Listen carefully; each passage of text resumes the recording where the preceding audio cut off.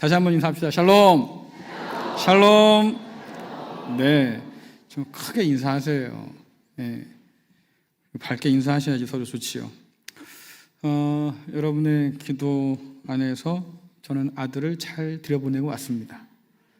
한간에 지난 제가 토요일에 오른쪽 눈 실빛이 터졌는데요, 제가 이 말씀 드린 이유는 절 보고 놀라지 마시라고. 네, 잘 안 나요 지금 현재 이게. 근데 제가 하도 아들을 보내면서 울어서 이랬다는 소문이 들리는데 아니에요. 그냥 잘 보내고 왔습니다. 사순절 기간에 여러분들 저희들이 영상을 늘 하루씩 보내드리는데요, 저희 교회 등록한 분들만 드려요. 그렇죠? 등록한 분들께만 문자로 보내드리고 있습니다. 그래서 보내드린 문자를 받으신 분들은 꼭 읽어보시고 들어보시고 사순절을 좀 더 깊이 묵상하며 보내면 좋겠다 생각이 들고요. 주중에 청년 수련회 있습니다. 여러분 위해서 기도해 주셔서 우리 청년들이 이 시간을 통해서 하나님의 사람으로, 거룩한 사람으로 설 수 있도록 격려해 주시길 부탁드리고, 또 아파트 전도대가 지난주부터 시작돼서 계속 이어지고 있는데 더 샵 아파트 전도대가 운영됐거든요. 좀 어려워졌어요. 왜냐니까 그 단지 안으로 들어오지 말라고. 근데 이제 입구에만 있으니까 전도하기가 쉽지 않은 상황이에요. 그래서 좀 새로운 방법들을 좀 생각해 봐야겠다 생각이 드는데, 여러분들 전도를 위해서 오늘도 전도하신 분들이 시상 받았지만 사실은 교회에서 드리는 건 아무것도 아니에요.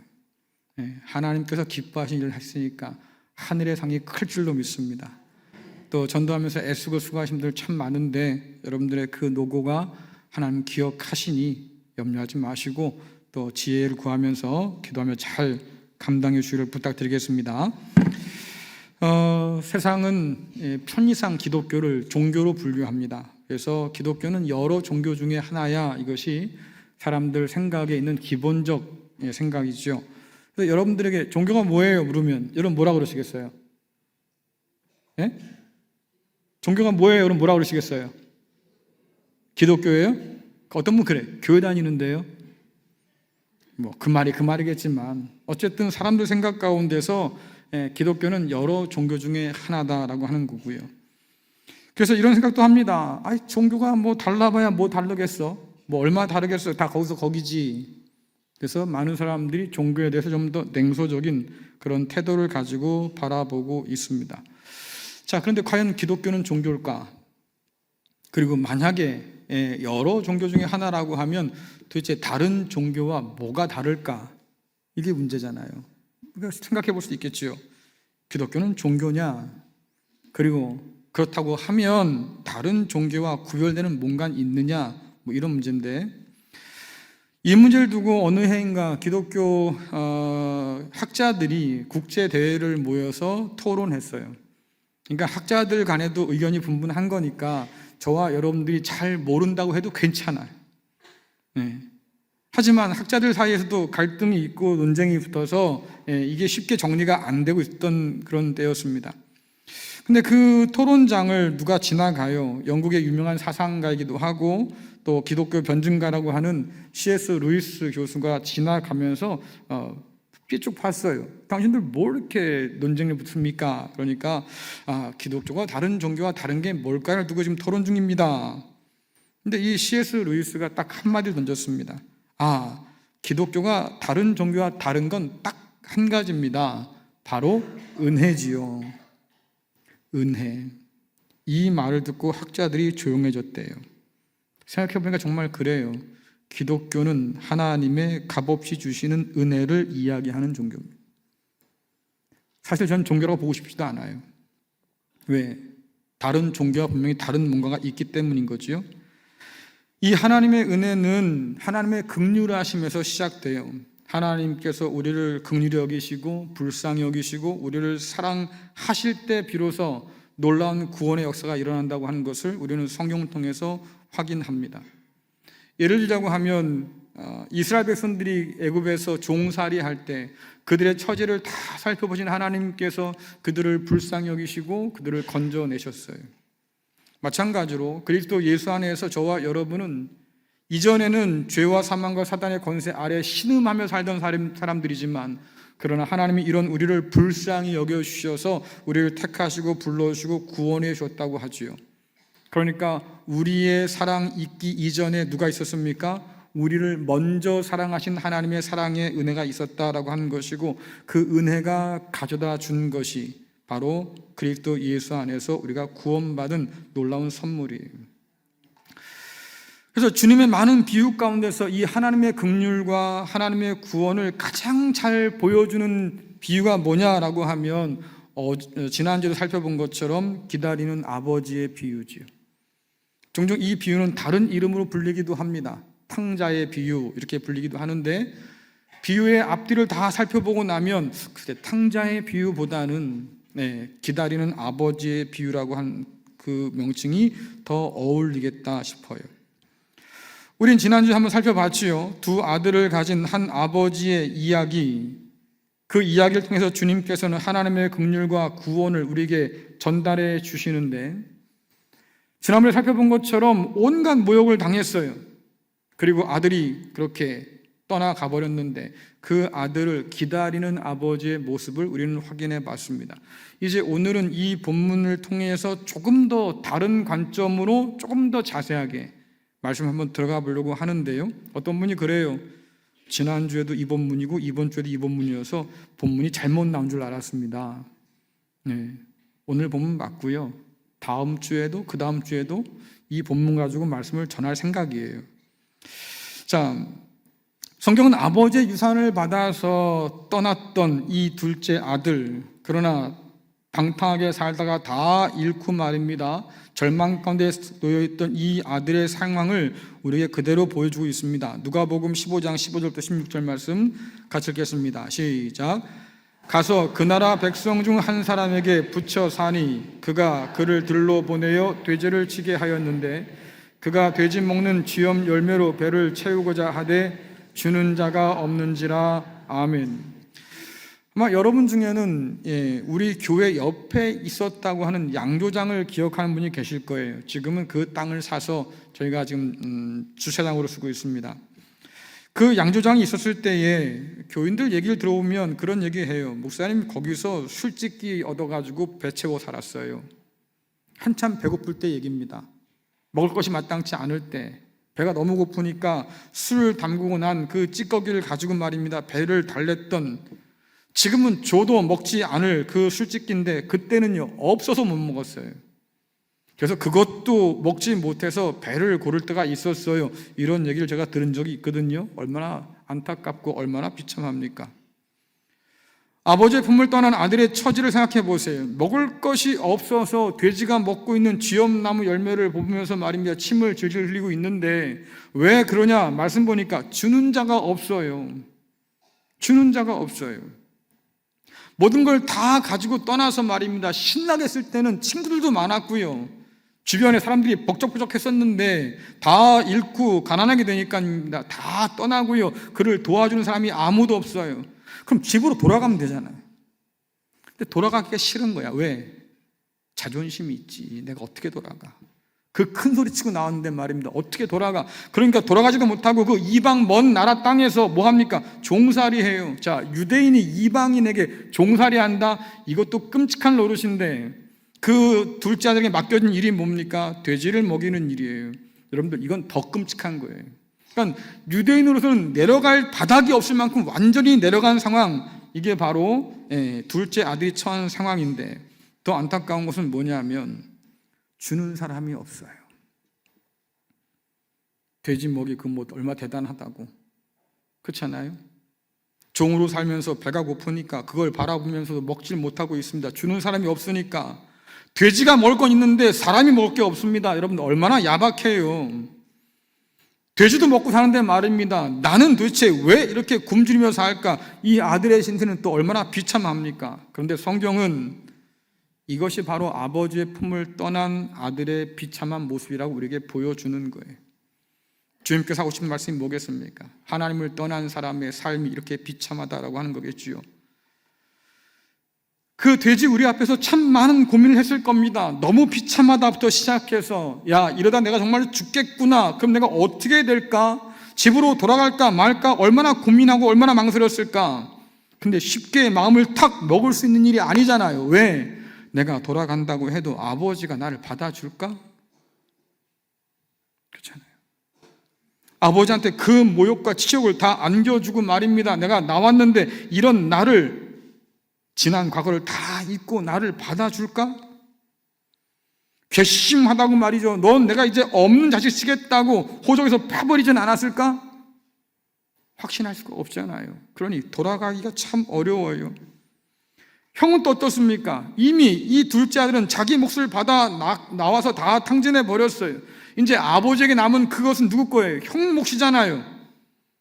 근데 내가 만약에 아버지 집으로 다시 돌아간다고 하면 형이 나를 보는 눈이 어떻겠습니까?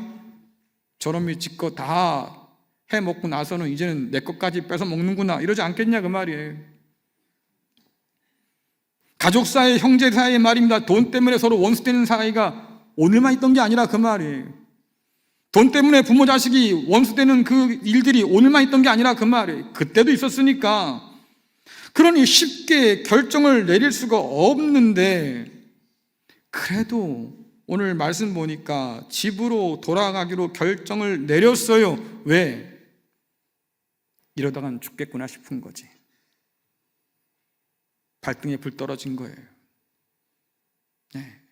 그러니 여기서 이렇게 비참하게 사느니 아버지 앞에 돌아가는 게 좋겠다. 하지만 그 마음 가운데 피할 길을 하나 만들어 놓은 게 뭡니까? 말씀 보니까 아버지 집에 품꾼이 돼야겠다.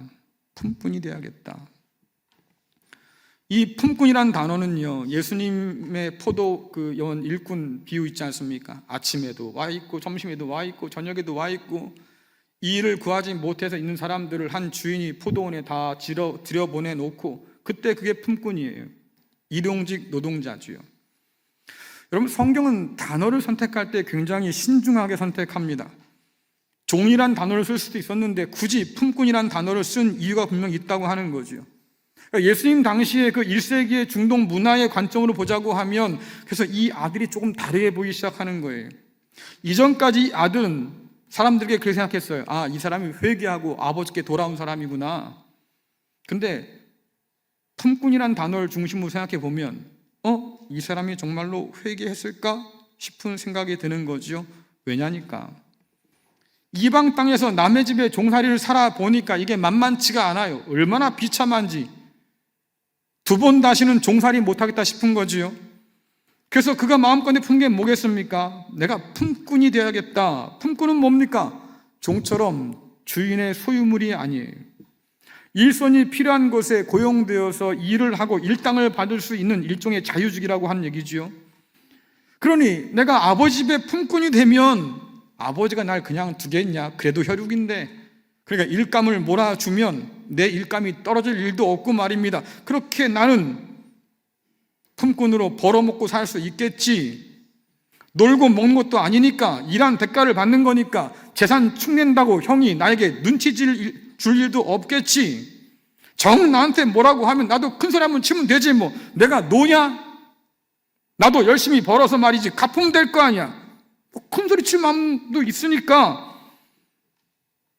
차라리 내가 종으로 가느니 품꾼으로 사는 게 훨씬 더 낫겠다. 한 가지 마음에 걸린 건 있어요. 내가 재산을 처분해서 고향을 떠나올 때에 소문이 파닥에 퍼져서 너 같은 놈이 어떻게 우리 마을에 태어난지 모르겠다고, 다시는 우리 마을 땅 밟지 말라고 마을 사람들이 그렇게 나한테 욕을 했는데, 내가 다시 돌아간다고 하면 내 뒤에서 얼마나 수군댈까? 하지만 괜찮아. 왜? 지금보단 나을 테니까. 살 수만 있다면 까짓 거 뭐 그 수모쯤이야 내가 감수하면 되지. 언제까지 돼지 먹이에 군침 흘리며 살 수는 없는 노릇이니까 차라리 그런저런 숨을 좀 겪어도 아버지 집에서 돌아가서 품꾼으로 사는 게 100번 낫겠다. 자, 여러분들 눈에는 이 아들이 어떻게 보여요? 아주 철저하게 회개하고 아버지 잘못했다고 와서 빌고 아버지 은혜를 구하는 사람으로 보입니까? 아니면 지름길 찾겠다고 말이죠, 열심히 계산기 두드리는 사람으로 보입니까? 제 눈에는 계산기 두드리는 아들로 보여요. 왜? 성경 잘 보시면 자기를 그렇게 눈 빠지게 기다리고 있는 아버지의 마음을 헤아리는 그 태도가 하나도 나오지 않아요. 아버지가 그렇게 보고 싶어서 간절해서 가는 게 아니에요. 아버지가 그리워서 가고 싶은 게 아니라 그 말이에요. 아버지를 사랑하는 마음이 갑자기 막 커가지고 말입니다. 내가 아버지 앞에 가서 잘못하고 빌어야겠다, 이래서 이 마음이 지금 생긴 게 아니에요. 그가 필요한 게 뭐겠습니까? 돼지 우리보다 좀 더 나은 거처, 돼지가 먹는 것보다 좀 더 나은 음식, 그것을 얻을 것이 아버지밖에 없으니 내가 아버지께로 간다고 하는 거지요. 그러니 여러분도 한번 잘 생각해 보세요. 그가 머리 굴리는 소리가 여기까지 들리잖아 지금. 결심이 서니까 이 탕자가 말입니다. 이제는 마음이 담대함을 얻었어요. 연습 좀 해보자. 내가 아버지께 가서 무슨 얘기를 어떻게 꺼낼까? 결국은 품꾼으로 써달라는 얘기인데 말입니다. 이거를 가려고 하니까 빌드업이 좀 필요하잖아. 아버지, 내가 하늘과 아버지께 죄를 지었습니다. 제가 아버지의 아들이라 부릴 자격이 없다는 거 잘 압니다. 여기까지는 가야지. 그리고 뭐가 나와요? 진짜 하고 싶은 얘기, 나를 그저 품꾼으로 써주십시오. 전 그것만으로도 감지덕지입니다. 근데 이 아들을 가만히 생각해 보다 보니까 과연 이 탕자가 정말로 회개하고 아버지 앞에 돌아온 걸까? 사실 여러분들, 이 탕자의 생각은 당시 사람들이 가지고 있던 종교적인 이야기와 많이 닮았어요. 그 당시 사람들이 회개는 단지 죄를 뉘우치고 돌아오는 것, 이렇게 생각하지 않았습니다. 회개하기 전에 반드시 배상이 필요하다, 이렇게 가르쳤어요. 다시 말씀드리면 회개는 하나님의 은총을 얻을 수단으로 전락해버렸다, 그 말이에요. 율법을 잘 지키면 하나님께 내가 은혜를 요구할 권리를 얻는다고 생각했지요. 여러분들, 만약에 우리가 뭔가를 잘해서 하나님께 내가 이렇게 잘했으니 상 주세요라고 하면 여러분, 그거는 은혜가 아니잖아요. 은혜는 값없이 이유 없이 우리에게 베푸신 선물이라고 성경은 말해주는데, 내가 잘했으니까 당연히 요구할 권리가 있다고 생각한다고 하면 그건 은혜가 은혜일 수 없는 거지요. 그런데 이런 생각이 당시에 모든 종교가 가진 보편적인 이야기예요. 일례로 생각해 볼까요? 여러분들, 굿하는 사람들이요, 귀신 먹으러 잘 차려놓습니다. 그리고 뭐라고 그래요? 이거 잘 먹고 나 좀 잘 좀 봐줘. 그래서 2천만 원짜리 굿을 했어. 효과가 없네. 그럼 무당이 뭐라고 그래요? 그저 정성이 부족해, 이런다고. 그럼 5천만 원짜리도 해야 돼. 그렇죠? 왜? 자기 정성이 부족하대잖아요. 그럼 정성을 들이면 뭔가 결과가 나와야 되잖아. 그 얘기는 뭡니까? 받아 먹었으면 내줘야지. 왜 안 내나? 그래서 결국은 1억짜리 구술하고 1억 5천짜리 구술하고 소용이 없으니까 그제서야 고발하는 거 아니에요, 경찰한테. 제가 나 속였다고. 여러분, 그게 종교예요. 내가 뭔가를 했기 때문에 뭔가를 요구할 수 있는 것. 이런 종교에 딱 어울리는 말이 뭐냐면 지성이면 감천이죠. 여러분이 잘 쓰는 말 아닙니까? 지성으로, 아주 그냥 정성을 다하면 하늘도 감동해서 결국 내 열심히 보상받는 것, 그것이 그 당시 사람들이 생각했던 종교다라고 하는 거예요. 근데 이 아들이 단단히 오해한 게 있지요. 여러분, 돈을 갚는다고 해서 씻을 수 없는 상처와 모욕까지 다 갚을 수 있는 건 아니잖아요. 손해를 보상하면 잃었던 명예와 상처가 다 회복됩니까? 손해를 보상하면 깨어진 관계가 원상복구됩니까? 아니에요. 우리가 경험하는 거 분명히 아니잖아요.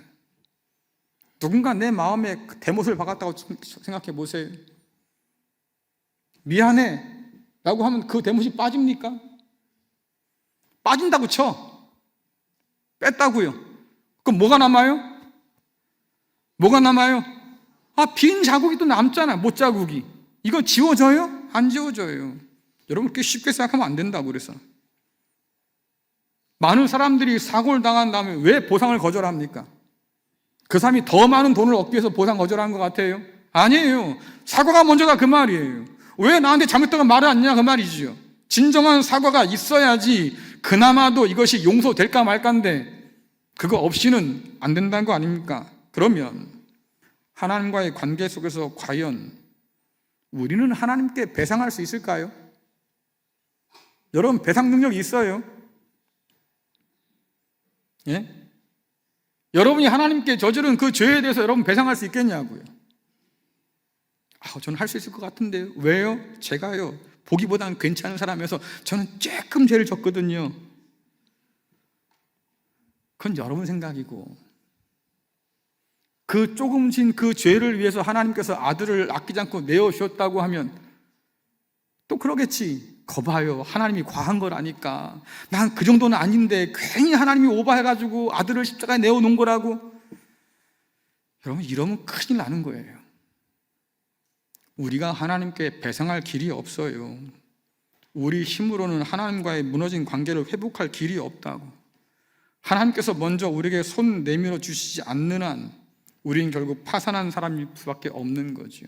바울이 그러잖아요. 우리는 진노의 자녀였다.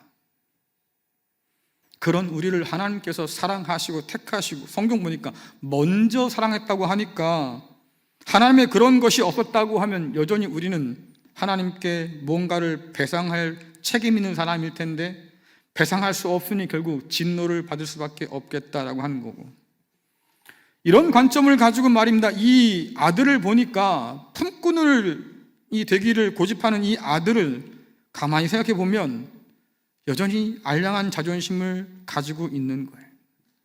그 자존심 지키려고. 그렇잖아요. 나중에 뭐라고 그러겠습니까? 내가 뭐 공짜로 받는다고 합니까? 내가 일하잖아요. 이래서 갚겠다고 큰 소리 칠 수 있을 텐데, 해보면 참 뻔뻔한 일이지요. 하지만 안타깝게도 우리도 그렇다. 우리도 그렇다.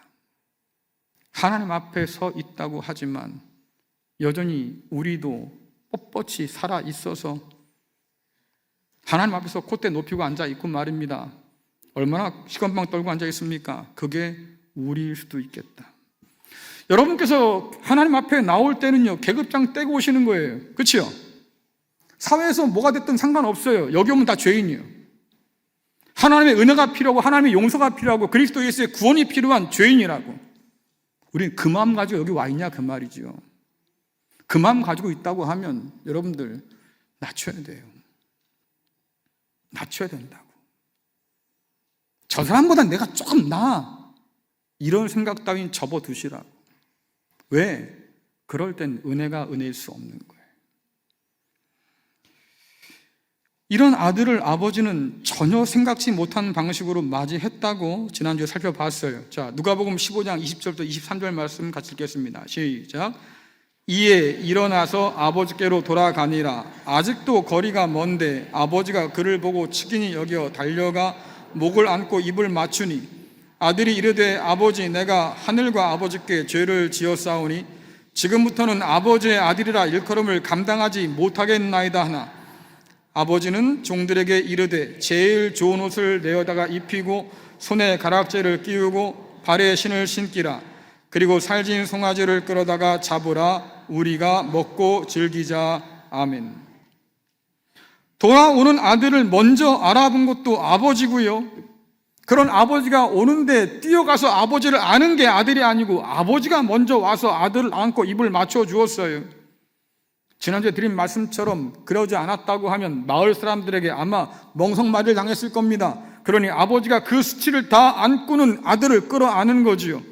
상처와 모욕을 안겨주고 떠났다가 쫄딱 망하고 돌아왔는데 뭐가 이쁘다고 가서 말입니다 끌어안았을까? 욕을 퍼보도 시원치 않을 판에 버선발로 뛰어나가서 말입니다 그를 끌어안고 입을 맞춘다? 여기가 어디라고 감히 너 따위가 발을 들였냐고 호통을 치고 쫓아 보내도 시원치 않을 텐데 말이죠. 이런 아버지가 오히려 아들을 먼저 끌어안고 입을 맞춰요. 여러분들, 이런 아버지를 본다고 하면 여러분들은 어떻게 하시겠어요? 한번 상상해 보세요. 내가 쫄딱망해서 고향으로 돌아오는데 아버지가 나를 먼저 찾아와서 끌어안고는 왜 이제 왔냐고, 고생 많았다고, 내가 너를 얼마나 기다린 줄 아냐고, 그리고는 꽉 끌어 안아준다고 여러분도 어떻게 하시겠냐고. 에? 아무 생각 없어요.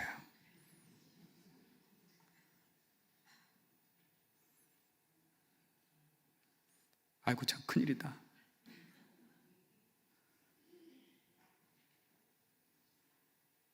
그 앞에 엎드려야지.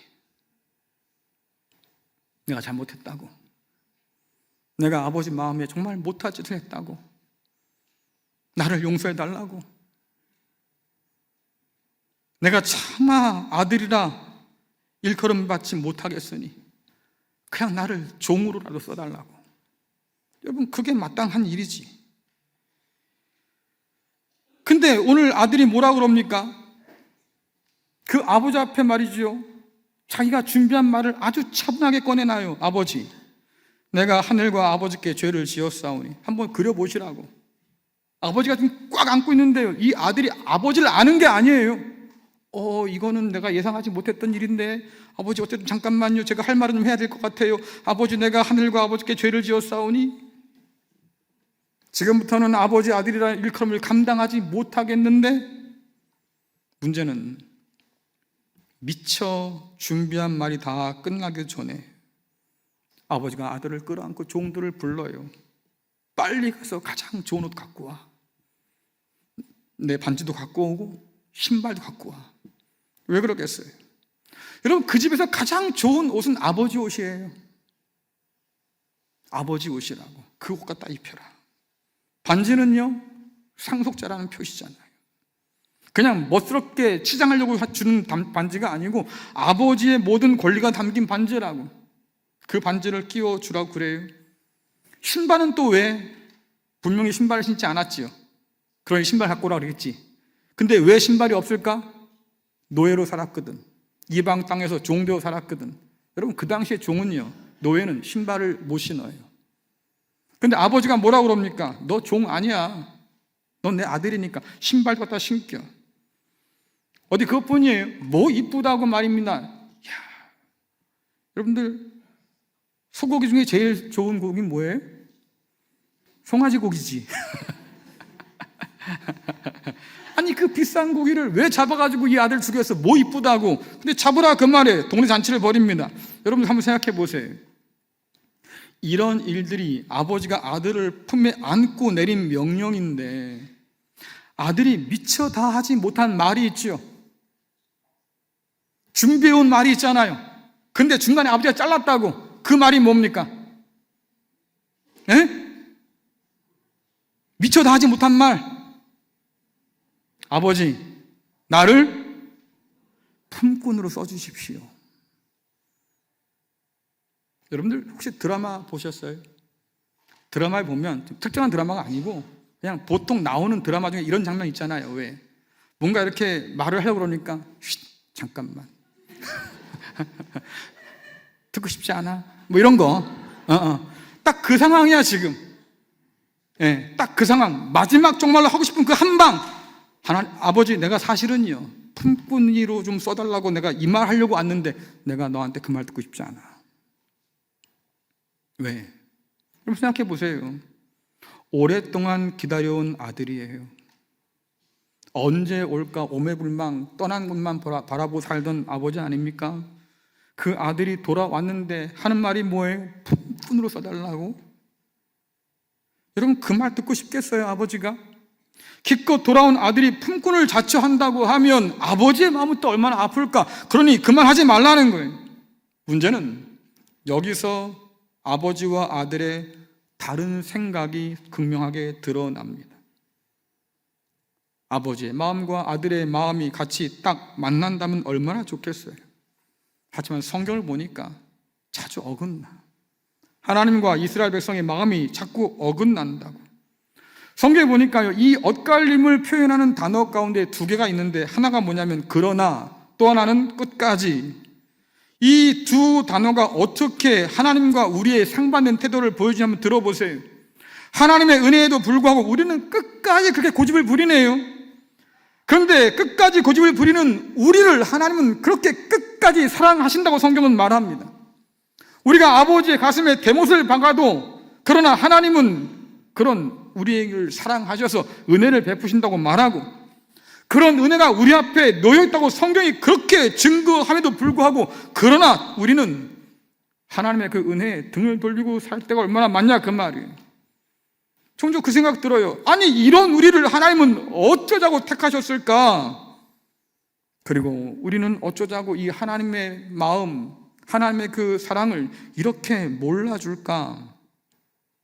자꾸 어긋나고 엇나가기 시작해요. 그런데 이런 상황 속에서 아버지가 보여준 행동, 그 당시의 상식과 기대를 벗어난 파격적인 행동이 있지요. 한번 생각해 보세요. 이 탕자가 무엇을 했기 때문에 이 모든 걸 얻은 걸까요? 아버지가 주신 가장 좋은 고급 옷을 입을만 합니까? 그 손에 반지를 낄만 합니까? 신발을 신길만 합니까? 살찐 송아지를 잡아서 잔치를 벌일만 하냐 그 말이에요. 뭘 했길래 도대체? 생각해 보면 한 게 없어요. 그치요? 기껏 돌아와서 한다는 말이 품꾼으로 써주세요? 그게 고작이잖아요. 나를 기다렸을 아버지의 마음을 헤아렸을까? 아니요. 그 아버지의 사랑에 감동했을까? 아니요. 그냥 자기가 어떻게 먹고 살 궁리 때문에 찾아왔으니. 그런데도 오늘 말씀 보니까 주님께서 뭐라고 그럽니까? 아버지가 그 아들을 측은히 여겼다. 측은히 여겼다고 하는 이 말을 듣고 아마 예수님의 말씀을 듣던 바리새인들은 발끈했을 것 같아. 아니 정말로 그럴 가치가 있을까? 그런 아들을 어떻게 측은히 여겨서 환영할 수 있을까?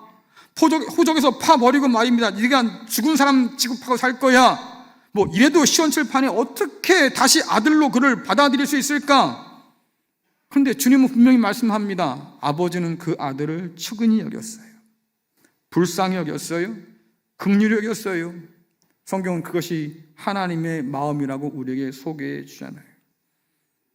여러분 시편 103편 14절 15절 또 호세아서 11장 8절 말씀 같이 읽겠습니다. 시작.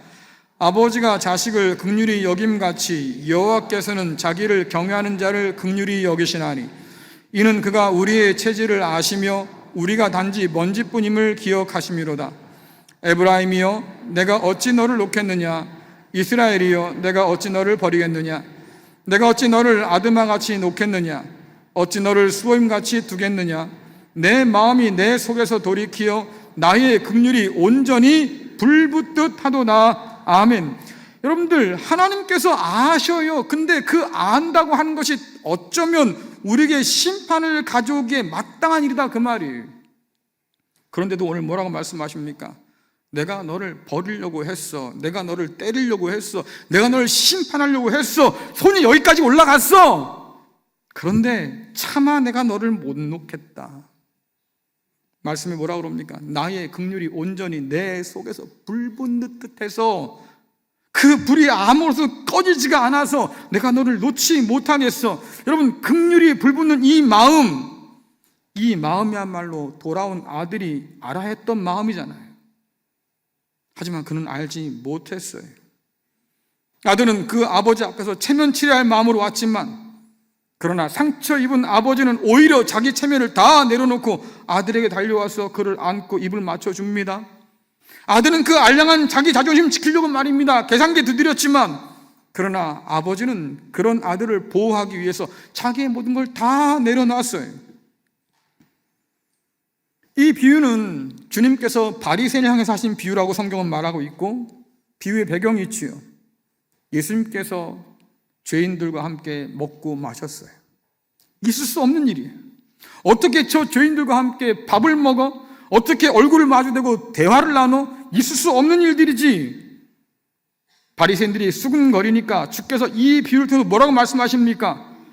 하나님의 압도적인 긍휼은 세리와 죄인마저도 환영해서 품어 안는다고 지금 가르쳐 주시는 거예요. 그 다음에 생각해 보세요. 그들이 온전한 사람들이었습니까? 세리가 혹은 죄인들이 주님 앞에 모였던 그 창녀들이 온전하냐 그 말이에요. 아니죠. 그들이 하나님을 사랑했을까요? 아니에요. 혹은 진정 그들이 회개했을까요? 아니라고. 그런데 오늘 주께서 뭘 말씀하고 있는 거예요? 그들이 온전하지 않아도 하나님이 그들을 품어 안기를 원하신다. 그들이 하나님 앞에서 온전히 회개치 못했어도 하나님 마음은 그들을 향해 있다. 끊어진 관계를 회복시키는 것은 너희들처럼 그렇게 율법을 잘 지킨다고 종교적인 의식을 가지고 열심히 뭔가를 한다고 회복될 수 있는 것이 아니다.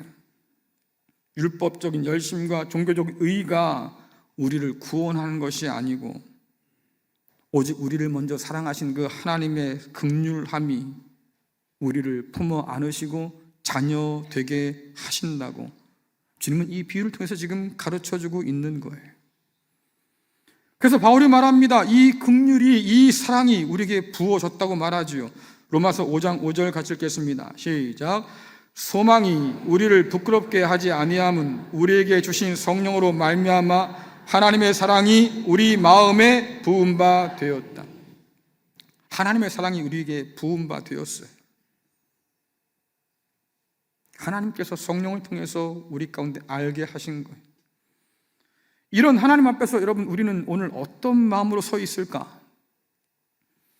하나님 앞에서조차 이 알량한 자존심을 버리지 못해서 빳빳하게 고개 들고 서 있는 것은 아닐까? 내가 얻을 것이 뭔가를 계산기를 두드려서 말입니다. 하나님을 그렇게 대하는 것은 아닐까?